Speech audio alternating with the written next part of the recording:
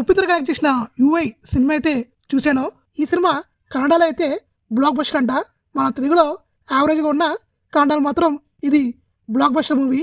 ఈ సినిమా నాకు ఎలా అనిపించిందంటే ఓకే, నాకైతే నచ్చింది. మరి సూపరు ఎక్సలెంట్ అన్న కానీ ఓకే, నాకైతే నచ్చింది. ఉప్పితర గారి లాస్ట్ సినిమాలు చూసుంటే మీకు ఈ సినిమా డెఫినెట్గా నచ్చుద్ది. ఎందుకంటే తన రైటింగ్, తన మేకింగ్ స్టైల్ అనేది నేను చిన్నప్పటి నుంచి చూస్తున్నాం కాబట్టి నాకు నచ్చింది. ఉప్పితర గారి సినిమాలు లేటెస్ట్గా చూసే వాళ్ళకైతే నచ్చకపోవచ్చేమో, నాకైతే నచ్చింది.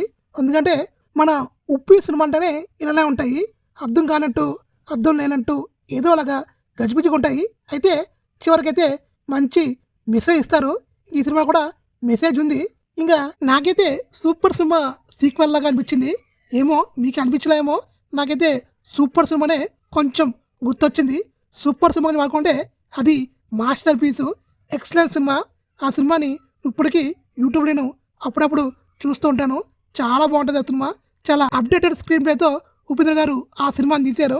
ఇంకా యూఏ గురించి మాట్లాడుకుంటే ఉప్పితర గారి లాస్ట్ సినిమాలతో పోల్చుకుంటే ఈ సినిమా రైటింగ్ అనేది కొంచెం తగ్గింది భయ్య. నాకు సూపర్ ఇంకా తను చేసిన లాస్ట్ సినిమాలు చాలా బెటర్గా అనిపించింది స్క్రీన్ ప్లే అనేది. ఇంక ఇందులో మాత్రం నాకు ఎందుకో ఈ సినిమా కొంచెం రైటింగ్ కావచ్చు, మేకింగ్ కావచ్చు తగ్గింది అని అనిపించింది. ఇంకా ఈ సినిమాలో హీరోయిన్, మ్యూజిక్ అనేది చాలా బ్యాడ్ అని చెప్పుకోవచ్చు. ఈ సినిమాకి ఈ రెండు బిగ్గెస్ట్ మైనస్ అని చెప్పుకోవచ్చు. ఇంకా టెక్నికల్ వైజ్ చెప్పుకోవాలంటే ఉప్పితర గారి లాస్ట్ సినిమాలో టెక్నికల్గా చాలా బాగుంటుంది. ఇంకా ఈ సినిమాలో టెక్నికల్ వైజ్ అయితే పెద్దగా లేదు. టెక్నికల్ విషయంలో కొంచెం ఇంకా ఫోకస్ పెట్టుంటే బాగుండేది.